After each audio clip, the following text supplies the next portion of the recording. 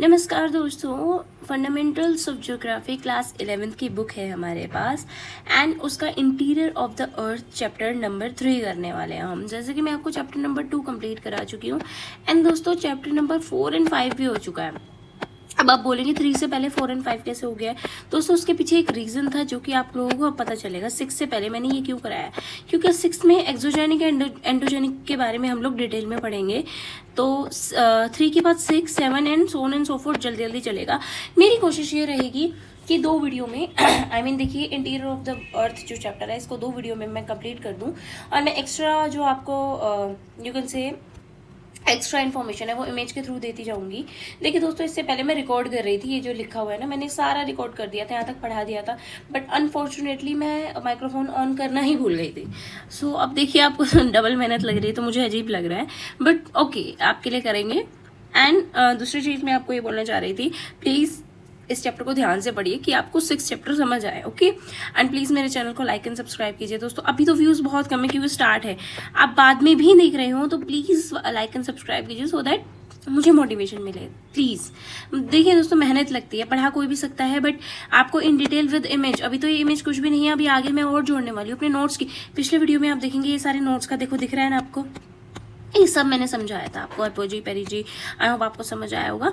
तो देखिए हमें कुछ नहीं बताया हुआ इस पैराग्राफ में, तो हमें यही बताया हुआ है कि मान लीजिए आपके पास एक सॉलिड बॉल है और सॉलिड बॉल है, ऊपर से तो वो सख्त होती है, अंदर से कैसी होती है ये आपको कैसे पता चलेगा, ये सारी चीज़ें हमें बताई हुई है। तो हमें धरती के अंदर कैसे पता चला उसके बारे में पूरा एक चैप्टर है। तो एक होता है एक्सोजेनिक और एक होता है endogenic. Exogenic as well as endogenic process are constantly shaping the earth landscape. मतलब ये दो लोग जो होते हैं, एंडोजेनिक एंड एक्सोजेनिक, ये जो होते हैं अर्थ के जो you can say constantly landscape को शेप करते हैं। यानी प्रॉपर अंडरस्टैंड फिजियोग्राफी जानने के लिए, मतलब धरती के अंदर हमारी कैसे क्या चल रहा है, कैसी लैंड बन रही है और किस तरह के मिनरल्स हैं, क्या है, ये कैसे पता चलता है कि हमें या तो धरती के अंदर के मटेरियल की इन्फॉर्मेशन हो या हम मैनुअली को जाकर देखें। राइट, ओके आगे बढ़ते हैं। Human life is larger influence by physiography of the reason.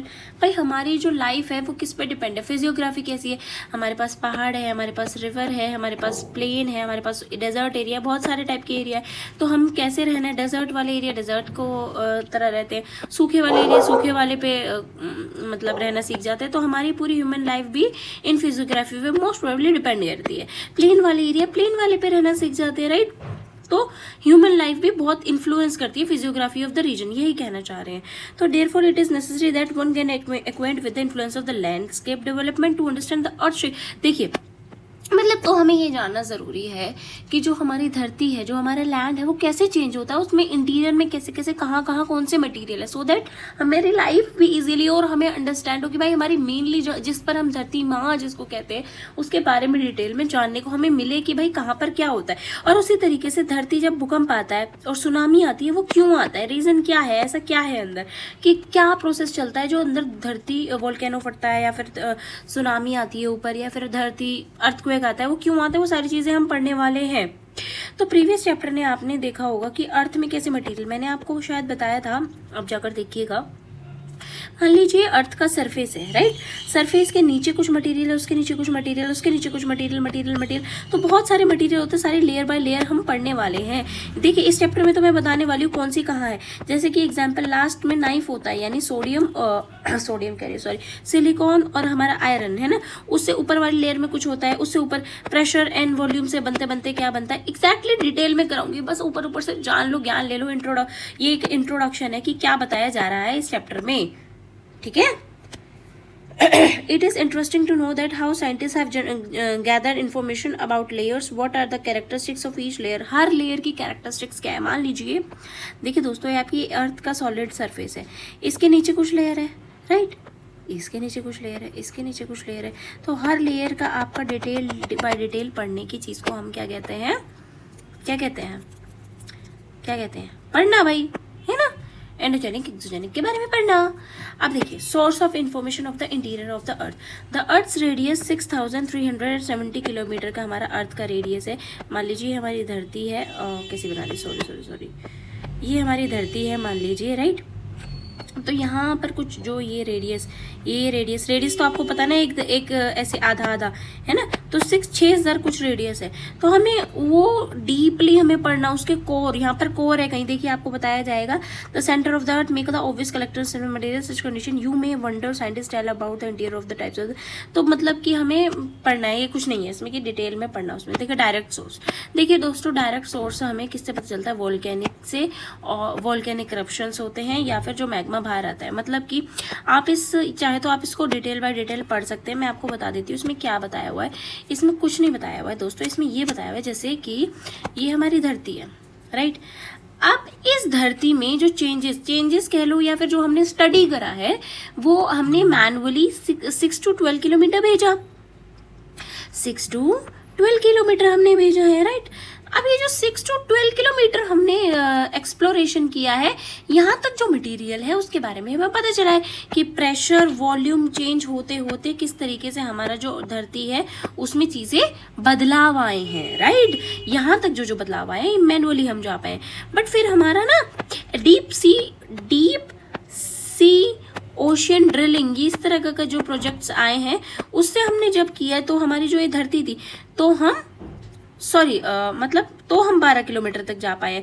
Manually तो हम 4 किलोमीटर तक ही जा पाए हैं, 4-6 किलोमीटर तक ही जा पाए हैं। देखिए यहीं पर यही लिखा हुआ है दोस्तों, gold mine South Africa are deep as 3 to 4 kilometre, going beyond the deep is not possible. बहुत ही हॉट और डेप्थ में है तो इसे मैनुअली तो जाना ईजी नहीं था, मशीन का भी जाना, यहाँ तक मशीन के थ्रू भी चले गए, बट उससे ज्यादा डीप जाना नहीं था पॉसिबल। आपने एक मूवी थी यार, साउथ की मूवी है, उसका नाम कुछ केव के ऊपर है, केरला में कोई केव होती है, 4-5 दोस्त जा रहे होते हैं तो उनमें से एक दोस्त उस केव में गिर जाता है, राइट। तो उसको भूतिया केव बोलते हैं कि अंदर अंदर बहुत भूत हैं, मतलब वो ये कहानियां बन जाती है। तो टकरा पता नहीं कितने किलोमीटर भी क्या मीटर्स में ही जाके गिरता होगा या मुझे नहीं पता, बट उसके दोस्त बहुत कोशिश करते हैं। आखिरी में एक दोस्त जाकर लेकर आता है उसे, क्योंकि सब घबरा रहे होते हैं और वो ज़्यादा डीप नहीं जाता, क्योंकि अर्थ के अंदर बहुत पता नहीं क्या क्या, मतलब उन्होंने कैमरा से कैसे उन्होंने विजुअलाइजेशन इतनी परफेक्ट दी, आप देखना वो मूवी, एक मिनट में सर्च। हाँ तो दोस्तों उस मूवी का नाम है मंजूमल बॉयज़, आप सर्च कर सकते हैं। ये देखिए लैंग्वेज में लिखा हुआ है अलग, बट आप सर्च कर सकते हैं मंजूमल बॉयज़, इस तरह का कुछ उसका आएगा। देखिए दोस्तों इस टाइप की मूवी आप देखेंगे कुछ सीखने को मिलेगा। मतलब ये क्या होता है, ये सारे दोस्त जाते हैं घूमने एंड वो लोग एक्सप्लोर करते हैं, काफ़ी सारी चीज़ें एक्सप्लोर करते हैं। मतलब कि हमें यहाँ जाना है, इस केव में क्या है, मस्ती करते हुए। जैसे बॉयज़ का ग्रुप मेनली क्या होता है ना, थोड़ा मस्ती, अरे जा रहा हूँ यार ठीक है, नहीं वहाँ मत जा, अभी कुछ नहीं होगा यार, थोड़े डेवल टाइप होते हैं। और लड़कियों को थोड़ा क्या होता है, ऑर्गेनाइज रहती है लड़कियाँ, तो फिर लड़कियों के साथ ही हमें साथ होना थोड़ा मुश्किल हो जाता है। ऑल्दो लड़कियाँ भी होती हैं ऐसी, बट जो ये लड़कों का ग्रुप जाता है तो ये एक केव की तरफ जाता है, जो केव थोड़ा यू कैन से डेंजरस मानी जाती है। उधर मतलब ऐसी कहावत बनी गई थी, ये डेविल्स किचन बोला जाता था उसे, कि डेविल खाना पकाते हैं और जो इंसान इधर जाता है वो मर जाता है। तो वो बेचारा, इनमें से कोई एक ही शायद ये दोस्त होता है, वो जाकर गिर जाता है उधर केव में। अब वो गिर जाता है तो फिर क्या होता है, मैं कहानी नहीं बताऊंगी, मैं स्पॉइलर नहीं दूंगी कुछ, आप जाइए एंड देखिए मंजूमल बॉयज़, बहुत अच्छी कहानी है, आपको पसंद आएगी। तो इससे मैं यहाँ पर ही ज्योग्राफी पढ़ाते पढ़ाते मंजूमल बॉयज़ में क्यों आ गई, मैं इसीलिए आ गई दोस्तों। देखिए हमें अर्थ की डिटेल, हमें अर्थ के अंदर क्या चल रहा है वो हमें नहीं पता है ना, फिर भी हम 12 किलोमीटर, भाई साहब बहुत होते हैं 12 किलोमीटर यार। आप अपने घर से 1 किलोमीटर लगाइए कितना दूरी आती है ना। 12 किलोमीटर हम धरती के अंदर जा चुके हैं। और मंजूमल बॉयज़ मेरे ख्याल से तो 1 किलोमीटर या 3-4 किलोमीटर ही गिरता होगा, वो मुझे नहीं पता कितने किलोमीटर दूर गिरता है, आप देख के बताइएगा। बट बहुत प्यारी मूवी है, आप देखिए आपको पता चलेगा कि धरती के अंदर क्या चल रहा है। मतलब रॉक्स है या पानी स्लिपेज, काई जम रही है, क्या है, अलग अलग मिनरल्स अलग अलग होते हैं, क्या होता है वो चीज़ें तो चलो आपको नहीं पता लगेगी, बट स्टिल में एक आइडिया लग जाएगा कि धरती के अंदर बहुत ज़्यादा कॉम्प्लेक्स चीज़ें हैं। जितनी हमें ऊपर आसानी से हमें 4-5 चीज़ें दिख जाती है, रिवर दिख जाता है, माउंटेन दिख जाता है, प्लेट्यू दिख जाता है, प्लेन दिख जाता है, डेजर्ट दिख जाता है, ओपन डेजर्ट, आइसी डेजर्ट, बहुत सारी चीजें दिख जाती है। अंदर क्या क्या है आप जान भी नहीं सकते हो यार। तो वही बता रखा, deep ocean drilling project, integrated ocean drilling project से हमें 12 किलोमीटर तक हम जा पाए थे। ठीक है, तो आप पढ़ सकते हैं।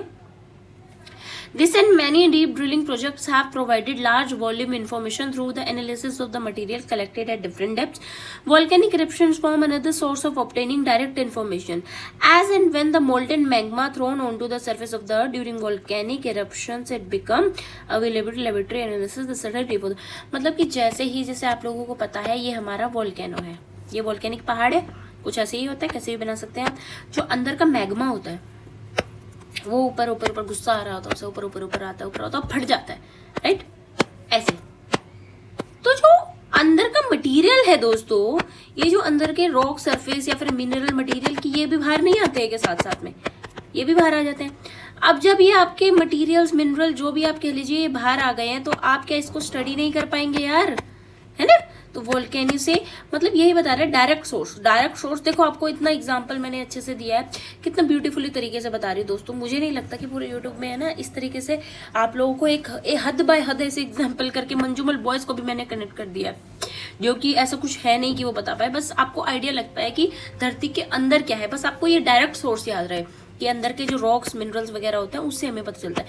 पहला हमें कि मैनुअली जो हम गए या डीप ओशन ड्रिल प्रोजेक्ट से गए, है ना. दूसरा हमारा वोल्केनो से, याद रखना है मैनुअल डीप ओशन प्रोजेक्ट और वोल्केनो से हमें डायरेक्ट सोर्स का, अर्थ के अंदर की डायरेक्ट का सोर्स का पता चलता है, मतलब इंटीरियर का पता चलता है, वही हम पढ़ रहे हैं. आई होप आपको दोस्तों ये पेज अच्छे से समझ आया होगा. नेक्स्ट पे आते हैं. देखिए इनडायरेक्ट सोर्स मैंने आपको बताया कि मैं ये पढ़ा रही थी और मेरा माइक्रोफोन ऑफ था, आधे से ज़्यादा मैंने पढ़ा दिया था, बट ठीक है, अजीब लग रहा है एंड सर दर्द भी होने लग गया अब तो देखिए दोस्तों, हाँ तो दोस्तों देखिए आपको दिख रहा होगा मार्स एंड जुपिटर के बीच में जो ये बेल्ट है, ये आपको दिखा रखी है, ये एस्ट्रॉयड बेल्ट है, राइट. तो a small rocky iron icy body which orbit the sun, okay, orbit ये भी सन के ऑर्बिट कर रही है. Most asteroid are found between Mars and Jupiter के बीच में हमें दिख रही है. अब ये मेटेओर्स क्या होते हैं, देखिए दोस्तों आपको ये ध्यान से समझना पड़ेगा यार, ठीक है ना. मेटेरॉइड क्या होते हैं, मेटेरॉइड कुछ नहीं होते, ये भी स्मॉल पीसेज होते हैं ये भी small pieces that break off asteroid and comets made of rock और आईसी बॉडी से बने हुए ये क्या होते हैं, स्मॉल पीस जो ब्रेक करते हैं एस्ट्रॉयड और कॉमेट को. मतलब कि देखो दोस्तों आप एक बस ट्रिक से याद रखिए, मैंने एक ट्रिक बनाई हुई है. पहले कॉमेट को कर लेते. कॉमेट कुछ नहीं होता, इसके पीछे टेल होती है, आते आते जल जाते हैं, ऐसे याद रखना है आपको, इसके पीछे टेल होती है, ठीक है ना. ये देखो कॉमेट्स टेल पढ़ लेते हैं एक बार. Made of rock, icy and gas orbits, sun-like and asteroid. Vaporized ice and debris make comet tail. मतलब जो आइस और डेब्रीज होती है वो फ्रिक्शन आते आते एटमॉस्फेयर के साथ फ्रिक्शन आते आते ये कुछ टेल इस टाइप की टेल फॉर्म कर लेती है. बस आपको मेटेरॉइड, मेटियोर में और मेटेरॉइड में याद रखना है आपको. मेटियोर पहले देखते हैं, मेटियोर क्या होता है. ये क्या होते हैं ना, शूटिंग स्टार, टूटता तारा टाइप नहीं होता है, जैसे small pieces of rock streak across the earth sky commonly known as shooting star. और मेटेरॉइड क्या होते हैं, मैं डिफरेंस बता दूंगी दोस्तों, अगर इन दोनों में समझ आ गया, ये दोनों कॉमेट और एस्ट्रॉइड आपको समझ रहे हैं, बाकी तीनों आपको बड़े इजीली समझ आ जाएंगे, ठीक है ना. देखिए small piece that break asteroid comets make asteroid 3 feets of the size. देखिए इधर तो कोई डिटेल में इतने अच्छे से नहीं बताया, बट इमेज अच्छे से ले लीजिए. एस्ट्रॉइड और कॉमेट की अच्छी डिटेल है तीनों. तो देखिए दोस्तों हमारे पास 3 चीज़ें हैं, मेटेरॉइड, मेटियोर और मेटेरॉइड. हमें ये तीनों समझनी थी. सबसे पहले हम समझते हैं मेटेरॉइड के बारे में. देखिए ये कुछ नहीं होता, एक स्मॉल रॉकी और मेटेलिक ऑब्जेक्ट होता है जो कि स्पेस में ट्रैवल करता है और ये एटमॉस्फेयर में नहीं होता है दोस्तों. यही मेन आपको पॉइंट जो है याद रखना है, this is not present in the atmosphere में नहीं होता. ये कुछ ज़्यादा वाइट ले लिया है मैंने, दूसरा पेन ले लेती हूँ, ठीक है. एटमॉस्फेयर में नहीं होता है, ठीक है ना. अब नेक्स्ट है हमारा मिटियोर. मिटियोर एक ब्राइट स्ट्रीक ऑफ लाइट होता है, जो मतलब स्ट्रीक ऑफ लाइट प्रोड्यूस करती है जब अर्थ के एटमॉस्फेयर में एंटर करते हैं अर्थ के एटमॉस्फेयर में, याद रखना है. और मेटेराइट ये ग्राउंड पे पहुंच जाते हैं, मतलब अर्थ के सरफेस पे पहुंच जाते हैं. देखो दोस्तों आप कैसे याद रख सकते हैं, याद रखने का ना एक सिंपल सा तरीका है, बस याद रखना मेटेरॉइड वो लोग हैं जो अभी एस्पिरेंट नहीं है, मतलब कि बस देख रहे हैं हाँ कुछ यूपीएससी होता है, सोच रहा हूँ उसमें चली जाऊँ, क्या होता है सिलेबस देख रहे हैं, राइट. या फिर कोई गवर्नमेंट एग्जाम का हो गया, जैसे DSSB का कोई भी एग्जाम हो गया, तो सिलेबस ये होता है, या SSC का देखते हैं कि हाँ सिलेबस ये होता है। इसी जो एस्पिरेंट बनने की कोशिश करते हैं या बनना चाहते हैं वो मेटेरॉइड है। मेटियोर जो एस्पिरेंट बन जाते हैं और 8-8 घंटे अपनी स्टडी को दे रहे हैं, अपना 8-8 घंटे पढ़ रहे हैं, अच्छे तरीके से टाइम दे रहे हैं स्टडी को, वो क्या है मेटियोर। और मेटियोराइट क्या है, जो बिल्कुल यू कैन से जीत जाते हैं, यानी गवर्नमेंट कोई भी जॉब या गवर्नमेंट जो भी चाहते हैं, IAS बनना या IPS बनना, इंस्पेक्टर बनना, कुछ भी बनना, वो बन जाते हैं, तो वो क्या आ जाते हैं मेटेरॉइड। तो आप दोस्तों बैक करके एक बार और देख सकते हैं, मेटेरॉइड मतलब small piece that break off asteroid and comets made of rocky 3 feet of the size भी 3 फीट का होता है। मतलब हम ये कह सकते हैं मोटा मोटा कि ये बस एस्पिरेंट बनने की चाह में, राइट, यानी कि अभी एटमॉस्फेयर में नहीं आया। मेटियोर क्या होता है, जो हमारे शूटिंग स्टार टाइप होते हैं, बट ये एटमॉस्फेयर ये अर्थ है ना, तो अर्थ के एटमॉस्फेयर में होते हैं। और मेटेराइट बिल्कुल ग्राउंड पे जो पहुंच जाते हैं, मेटेराइट वो होते हैं मतलब जो जीत जाते हैं, बस ये। तो आप अभी किस लेवल पे आप जान सकते हैं, आप मेटियोर की आप पढ़ रहे हैं, कोशिश कर रहे हैं, है ना, अर्थ के उस एटमॉस्फेयर में आप आ चुके हैं। तो अब इनडायरेक्ट सोर्सेज के बारे में बात करेंगे। तो indirect sources analysis of property of matter indirectly provide information about the interior. We know through the mining activity that temperature and pressure increase with the increasing distance from the sun. मतलब जितना जितना सन से आप दूरी होगी उतना उतना आपका प्रेशर में भी चेंज आएगा और डिस्टेंस में तो चेंज आएगा ही आएगा। Moreover, it is also known as the density of the material also increases with the depth. हमें पता है जितना डेप्थ में जाता जाएगा उतनी ही डेंसिटी बढ़ती जाएगी, ये हम लोग अच्छी तरह जानते हैं, है ना। It is possible to find the rate of change in these character knowing the thickness of the earth. So to have acquainted with the thickness of the earth, we have to have some indirect sources, and we have studied about the direct sources, and indirect sources do play the same role in the same. ठीक है। Values of temperature, pressure, density of the material, different depths होते हैं, है ना, मतलब अलग अलग depth का। देखो दोस्तों, अगर आपको ऐसे समझ आ रहा है तो ओके, अगर आपको फैंसी तरीके से चाहिए, मतलब कि मुझे सिर्फ डायग्रामेटिकली मैं आपको ला कर पढ़ाती जाऊँ तो वो भी चलेगा। देखिए मंजूबल बॉयज़ का भी एग्जाम्पल दिया है, कितने अच्छे तरीके से मैं कोशिश कर रही हूँ। मुझे और चेंज करना है ना, इंटरेस्टिंग बनाने के लिए मैं क्या कर सकती हूँ, आप बताइए, थोड़ा सजेशन भी दीजिए, ठीक है। Okay, another source of information are the meteors that at the time reaches to the earth. मैंने आपको मीटियोर के बारे में बताया था, क्या बताया था मैंने, मीटियोर्स बताइए। एक मेटियोराइट बताया था जो कि धरती पे पहुंच जाता है, एक मेटियोरॉइड बताया था। मेटियोर्स क्या होते हैं वो बताइए कमेंट करके। अभी मैंने क्या बताया था आपको, एग्जाम्पल नॉर्मल लेम लैंग्वेज में जो मैंने समझाया था वो बताइए।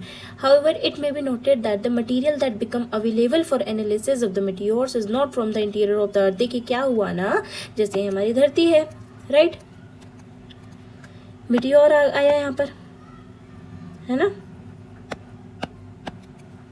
मेटियोराइड आया यहाँ पर। तो इसको जब स्टडी करा हमें काफ़ी सारी चीज़ें, हमें मिनरल्स के बारे में पता चली, हमें एजी की कितना पुराना है वो पता चला, हमें ये पता चला इसके यूज़ क्या है, हमें ये पता चला ऐसा मटेरियल प्रेशर में कैसे काम करता है। तो हमें अर्थ के अंदर का भी पता चला। क्यों? क्योंकि सेम मटेरियल्स है ना दोस्तों। हमने चैप्टर नंबर 2 मैंने आप लोगों को पढ़ाया था, उसमें मैंने प्लैनेटिज्म बताया था कि किस तरीके से प्लैनेट जुड़-जुड़कर, मॉलिक्यूल जुड़-जुड़कर, पत्थर जुड़-जुड़कर, रॉक्स जुड़-जुड़कर, हीलियम, हाइड्रोजन सब मिल-मिलकर बने हैं। और बहुत सारे पत्थर थे जो, ये क्या हो गया, बहुत सारे पत्थर जो मिल-मिल के एक प्लैनेट फॉर्म किया है, वही मैंने आपको बताया था।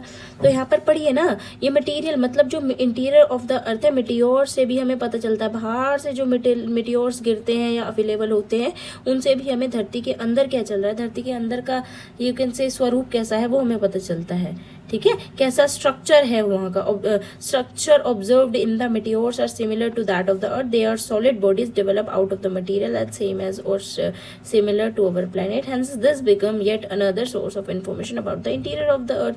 तो इंटीरियर ऑफ द अर्थ का हमें इसी तरीके से पता चलता है। दूसरे जो मेटियोर्स वगैरह आते हैं ना, पत्थर जो आकर गिरते हैं धरती पर, जैसे कि ये मेटियोर टकराने वाला है यहाँ।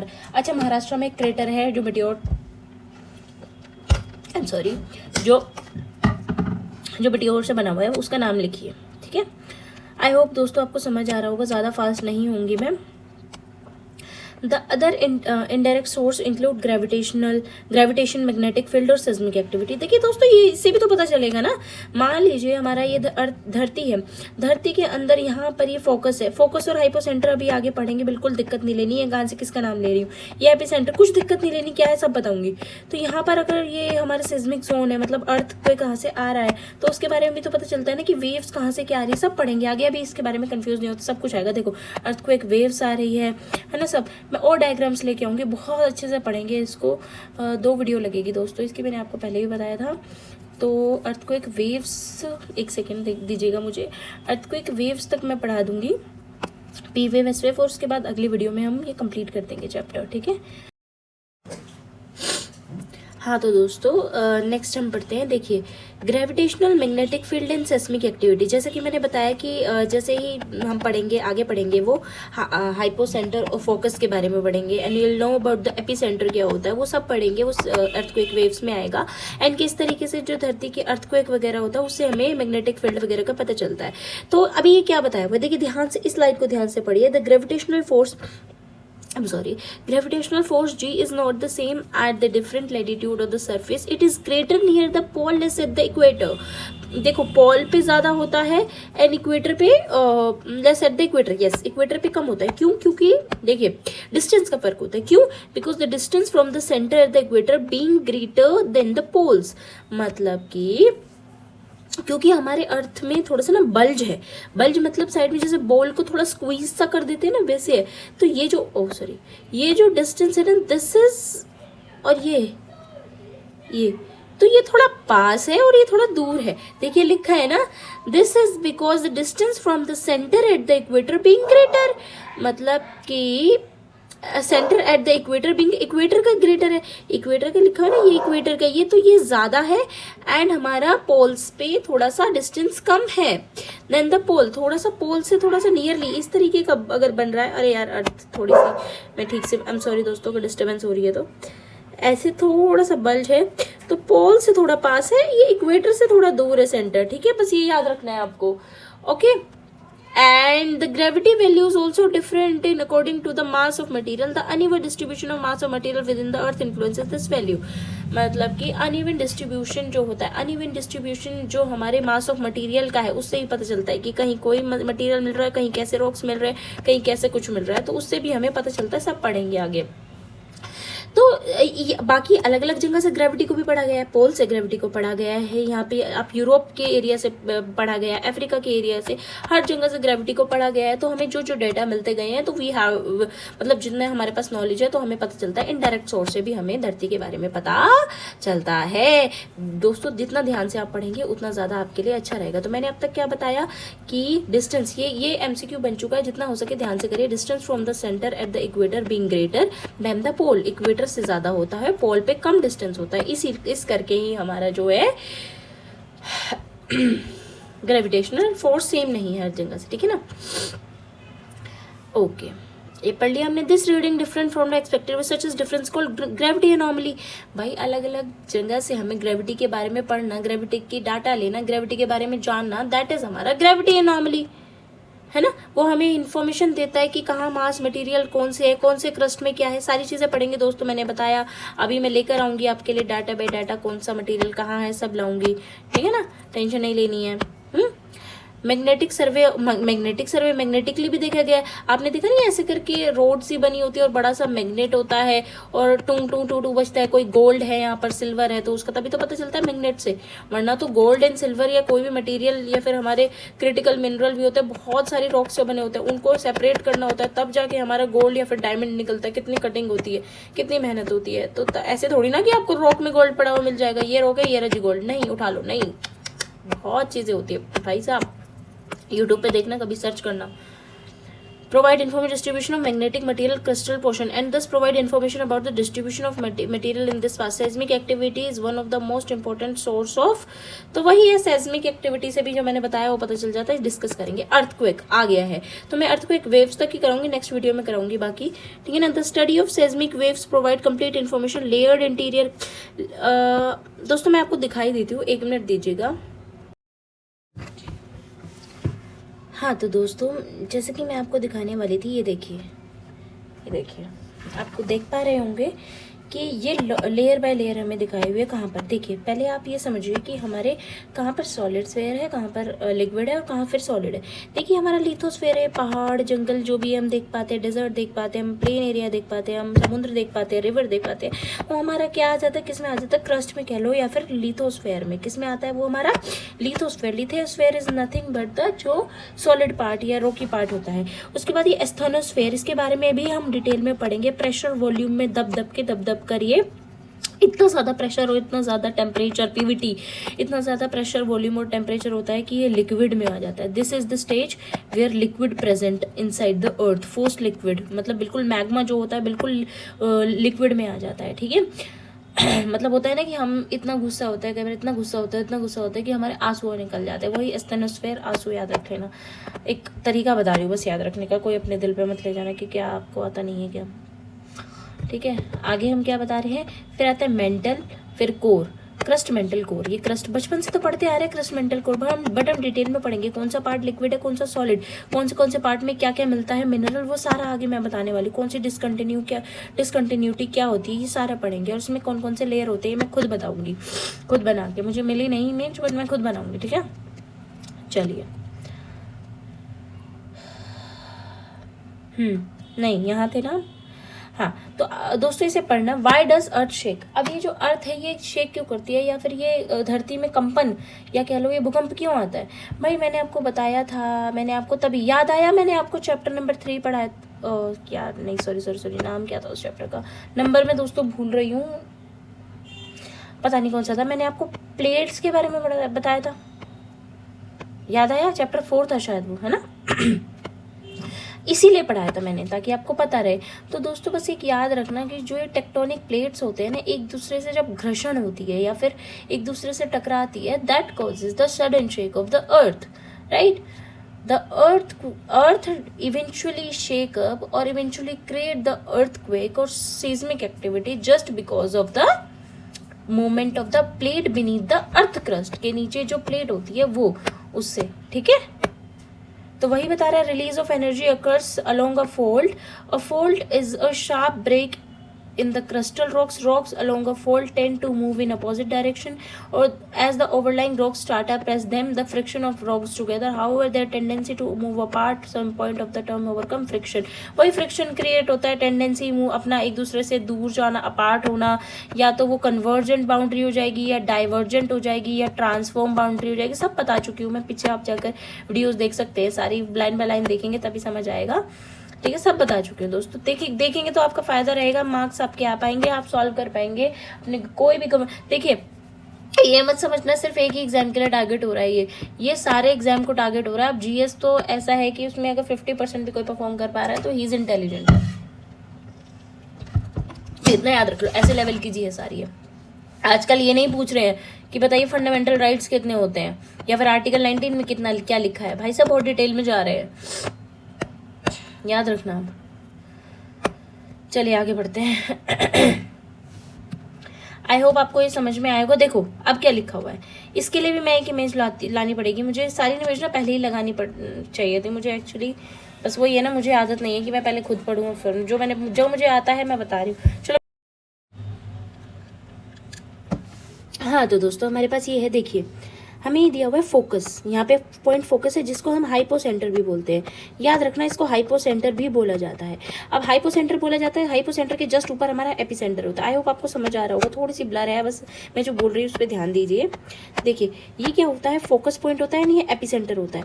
मतलब कि हमारी जो धरती की वेव्स होती है इस तरीके से ऊपर जाती है, देखिए है ना, इस तरीके से ऊपर ऊपर ऊपर ऊपर जाती है, मतलब जो वेव्स होती हैं, इसी वजह से जो हमारा अर्थक्वेक है वो आता है। मतलब यहाँ फोकस पे जो है मूवमेंट होता है, प्लेट्स का मूवमेंट मान लीजिए, घर्षण हो रहा है, या तो अपवर्ड डाउनवर्ड होता है, या तो कन्वर्जेंट हो रहा है, डाइवर्जेंट, कुछ भी हो सकता है, तो वो फोकस पॉइंट पे होता है। किस पे होता है वो, फोकस पॉइंट पे। याद रखना ये फोकस पॉइंट है, इस पर होता है, एंड उसी के जस्ट ऊपर एपिसेंटर होता है। एपिसेंटर पे उसकी वेव्स फैलती है, मान लीजिए इतने तक फैल रही है तो इतने तक ही नुकसान होगा।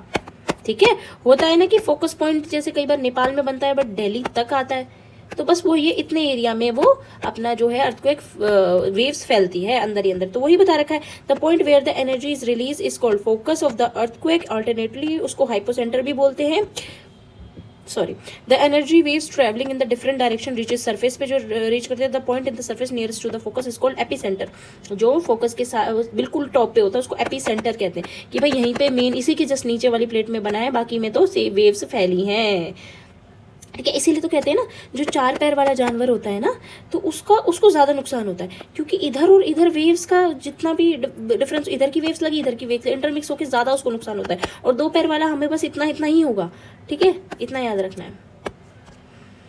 It is point directly above the focus, ये हमने पढ़ लिया। तो आई होप दोस्तों आपको समझ आया होगा। नेक्स्ट में हम अर्थक्वेक, वेव्स एंड ये सारी चीज़ें करेंगे, ठीक है।